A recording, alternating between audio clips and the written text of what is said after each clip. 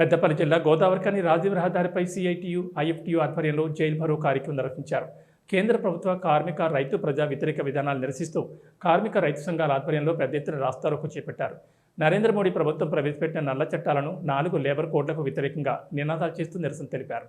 దేశంలోని ప్రభుత్వ రంగ సంస్థలను ప్రైవేట్ పరం చేస్తూ కార్మికుల హక్కులను కాలరాస్తున్న మోదీకి వ్యతిరేకంగా కార్మిక వర్గం కలిసికట్టుగా పోరాడాలని నాయకులు పిలుపునిచ్చారు.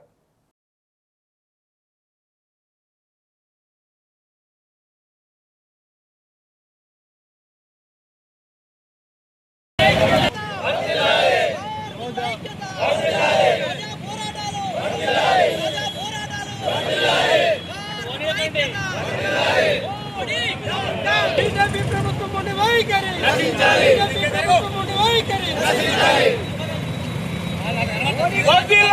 ఐక్యత, కార్మిక సంఘాల ఐక్యత, భారతీయ జనతా పార్టీ మొండి డౌన్ డౌన్ నరేంద్ర మోడీ.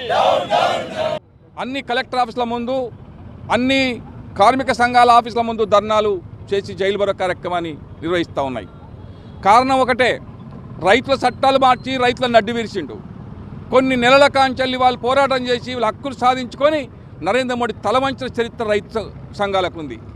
అట్లాగే ఈ మధ్యకాలంలో పేపర్ లీకేజ్తో విద్యార్థులు కూడా పెద్ద మొత్తంలో ఢిల్లీని ముట్టడించి కొన్ని లక్షల మంది విద్యాశాఖ మంత్రిని రిజైన్ చేసేదాకా వాళ్ళ ఉద్యమాన్ని కొనసాగించి వాళ్ళ హక్కును సాధించుకున్నారు. ఇప్పుడు కార్మికుల ఖర్చుల వంత వచ్చేసింది. ఇప్పుడు ఇలా అన్ని కార్మిక సంఘాలన్నీ కూడా వీధి వస్తున్నాయి. కార్మిక చట్టాలు మార్చేసి ఇలా కార్మికులు కట్టి బానిసలు చేసి ప్రభుత్వ రంగ సంస్థల్ని అమ్మాలనుకుంటున్నాడు. దానికోసం ప్రభుత్వ రంగ సంస్థలంతా కార్మికులు అవుతున్నారు. అట్లాగే బొగ్గు రంగం సంబంధించి కానీ, విద్యుత్తులు కానీ, స్టీలు కానీ, రైల్వే కానీ ఇలా ప్రధానంగా లాభం వచ్చే ఎల్ఐసిని కూడా ఇలా అమ్మటానికి పెట్టిండంటే ఇంతకన్నా దురదృష్టకం ఇంకోటి ఉండదని చెప్పదలుచుకున్నాం. పనికాహార పథకాన్ని పేరు మార్చేసి ఇలా వాళ్ళని అడ్డువీరు చేసి ఇలా